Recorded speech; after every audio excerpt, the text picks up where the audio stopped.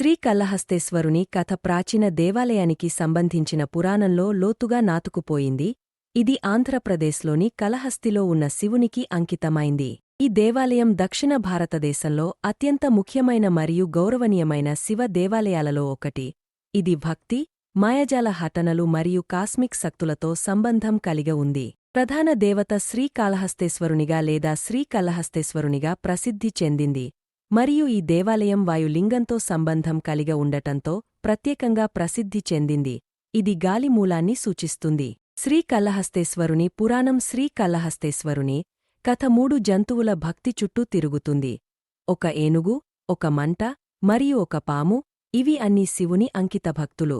సహజ శత్రువులుగా ఉన్నప్పటికీ ఈ సృష్టులలో ప్రతి ఒక్కరూ తమ ప్రత్యేకమైన మార్గాలలో భక్తిని చూపించారు. ఒకరి చర్యల గురించి మరొకరు తెలియకుండా.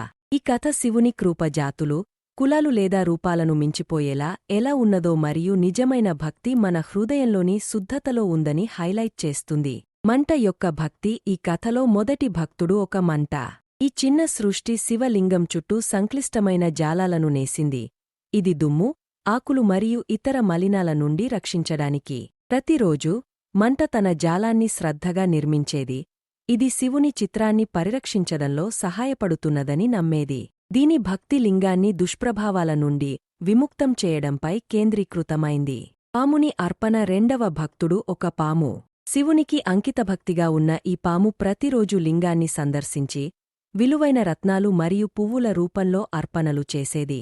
ఈ పాము ఈ అర్పణలు శివుని పట్ల తన భక్తి మరియు ప్రేమకు చిహ్నంగా ఉన్నాయని నమ్మేది. ఇది లింగం యొక్క కింద రత్నాలను ఉంచి తరువాత నిశ్శబ్దంగా కదులుతుంది. ఇది తన సేవ చేసే వినయమైన మార్గంగా భావించింది. ఏనుగుని పూజా విధానం. ఈ కథలో 3వ భక్తుడు ఒక ఏనుగు. ఈ ఏనుగు ప్రతిరోజు లింగాన్ని పూజించడానికి వస్తుంది. ఇది సమీప నదిలోని తన ముక్కుతో నీటిని సేకరించి శివలింగంపై నీటిని పోసి అభిషేకం, పవిత్ర స్నానం నిర్వహిస్తుంది. అభిషేకం పూర్తయిన తరువాత ఏనుగు లింగం చుట్టూ పువ్వులు ఉంచి దానికి నమస్కారం చేస్తుంది. ఇది తన భక్తి సంకేతంగా. దివ్య విరోధం. ఈ సృష్టులలో ఎవరూ ఒకరి దినచర్యల గురించి తెలియదు. ప్రతి ఒక్కరూ శివుని పూజించడంలో తమకు మాత్రమే బాధ్యత ఉందని భావించారు.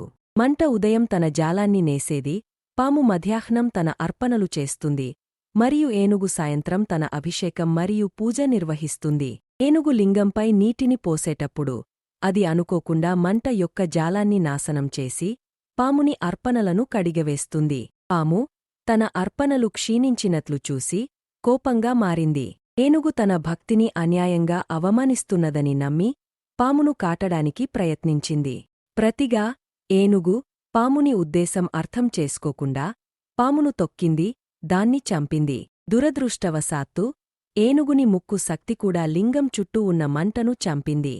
శివుని జోక్యం. ఈ నిర్దోషకాని విరోధభక్తిని చూసి శివుడు ఈ 3 సృష్టుల యొక్క నిజాయితీతో కదిలిపోయాడు. వారి స్పష్టమైన శత్రుత్వం మరియు అపార్థం ఉన్నప్పటికీ వారు ఆయన పట్ల తమ శుద్ధ ప్రేమ మరియు భక్తిలో ఐక్యంగా ఉన్నారు. శివుడు వారి విశ్వాసం యొక్క లోతుతో మునిగపోయి వారి ముందు ప్రమయ్యాడు. ప్రభువు ఈ 3 సృష్టులకు మోక్షం, ముక్తి ఇచ్చాడు. వారి ఆత్మలను జననం మరియు మరణం యొక్క చక్రం నుండి విముక్తి కల్పించాడు. ఈ సంఘటనలు జరిగిన స్థలం కళహస్తిగా ఎప్పటికీ పిలవబడుతుందని ప్రకటించాడు మరియు అక్కడ కళహస్తేశ్వరునిగా పూజించబడుతాడు. కళహస్తి యొక్క ప్రభువు. మంట, పాము మరియు ఏనుగుని కథ దివ్యుడు శరీరాల మరియు చర్యలపైన చూడకుండా ఎలా చూస్తాడో సూచిస్తుంది. నిజంగా ముఖ్యమైనది మన హృదయంలోని ఉద్దేశం మరియు భక్తి. వారి చర్యలు కొన్నిసార్లు విరోధానికి దారితీసినప్పటికీ. వాయులింగం యొక్క ప్రాముఖ్యత. కళహస్తిలోని దేవాలయం ప్రత్యేకమైనది ఎందుకంటే ఇక్కడ పూజించబడుతున్న శివలింగం వాయులింగం. ఇది గాలి మూలాన్ని సూచిస్తుంది. ఇది శివునికి అంకితమైన పంచభూత స్థలాలలో ఒకటి. ప్రతి ఒక్కటి ప్రకృతిలోని 5 మూలాలను సూచిస్తుంది: భూమి, నీరు, అగ్ని, గాలి మరియు ఆకాశం.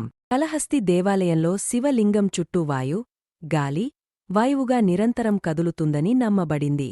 ప్రత్యక్షంగా శారీరక గాలి లేకపోయినా లింగం చుట్టూ గాలి శక్తి అనుభవించబడుతుంది. ఇది సృష్టిలోని అన్ని జీవాలను ప్రాణశక్తిగా శివుని ఉనికిని సూచిస్తుంది. కన్నప్ప యొక్క పాత్ర. శ్రీకాళహస్తేశ్వరుడితో సంబంధం ఉన్న మరో ప్రసిద్ధ కథ కన్నప్ప గురించి. అతను ఒక తెగల వేటగాడు, లార్డ్ శివుడి యొక్క అత్యంత భక్తులలో ఒకడిగా మారాడు. కన్నప్పకు లార్డ్ శివుడిపై ఉన్న ప్రేమ అంతగా తీవ్రంగా ఉంది. అతను ఒకసారి శివలింగం యొక్క ఒక కంటి నుండి రక్తం ప్రవహిస్తున్నది చూశాడు. సందేహం లేకుండా కన్నప్ప తన స్వంత కంటిని పులకించి లింగంపై అర్పణగా ఉంచాడు. కన్నప్ప లింగం యొక్క మరొక కంటి కూడా రక్తం కారుతున్నది గమనించినప్పుడు అతను తన రెండవ కంటిని కూడా అర్పించడానికి సిద్ధంగా ఉన్నాడు. అతని అత్యున్నత బలిదానం చూసి లార్డ్ శివుడు మధ్యలోకి వచ్చి అతని దృష్టిని పునరుద్ధరించి శాశ్వత మహిమతో అతన్ని ఆశీర్వదించాడు. కన్నప్పను తరువాత 63 నాయనార్లలో ఒకరిగా గౌరవించారు. వారు లార్డ్ శివుడి యొక్క అత్యంత భక్తులు. కాళహస్తి దేవాలయం ఈరోజు శ్రీకాళహస్తేశ్వర దేవాలయం భారతదేశంలో అత్యంత పూజ్యమైన యాత్రా కేంద్రాలలో ఒకటి. ఇది ఆధ్యాత్మిక శక్తి మరియు నిర్మాణ అందం కోసం ప్రసిద్ధి చెందింది. దేశమంతా యాత్రికులు ఈ దేవాలయాన్ని సందర్శించి శ్రీకాళహస్తేశ్వరుడి ఆశీర్వాదాలను కోరుతారు. ముఖ్యంగా రాహు మరియు కేతు, హిందూ జ్యోతిష్యంలో కాస్మిక్ విఘాతం కలిగించే 2 నీడగ్రహాలు ప్రభావాలను తగ్గించడానికి పూజలు చేయాలనుకునేవారు. పల్లవ మరియు చోళ రాజవంశాలకు చెందిన ఈ దేవాలయం అద్భుతమైన శిల్పకళతో కూడిన స్తంభాలు, ఎత్తైన గోపురాలు మరియు లార్డ్ శివుడికి అంకితమైన మహోన్నత కేంద్ర ఆలయం కలిగి ఉంది. భక్తులు ఈ దేవాలయంలో నిజమైన ప్రార్థనలు అడ్డంకులను తొలగించగలవని, శాంతిని తీసుకురావగలవని మరియు మోక్షాన్ని ప్రసాదించగలవని నమ్ముతారు. సంక్షేపం శ్రీకాళహస్తేశ్వరుడి కథ నిజమైన భక్తి బాహ్య రూపాలు మరియు చర్యలను మించిపోయే ఒక లోతైన గుర్తింపుగా ఉంది. ఇది దేవుడు ఒకరి హృదయపు శుద్ధతను గుర్తిస్తాడని, వారి రూపం లేదా స్వభావం పట్ల నిర్లక్ష్యం చేస్తుందని బోధిస్తుంది. అది ఒక ఆష్కై యొక్క అంకితభావం, ఒక పాము యొక్క అర్పణలు లేదా ఒక ఏనుగుకు సంబంధించిన పూజలు అయినా, లార్డ్ శివుడు ప్రేమ, నిజాయితీ మరియు విశ్వాసంతో ఆయనను చేరుకునే అందరినీ ఆశీర్వదిస్తాడు. కాళహస్తి దేవాలయం దివ్యకృప యొక్క కాంతిగా నిలుస్తుంది. భక్తులను శ్రీకాళహస్తేశ్వర రూపంలో లార్డ్ శివుడి ఆధ్యాత్మిక శక్తిని అనుభవించడానికి స్వాగతిస్తుంది.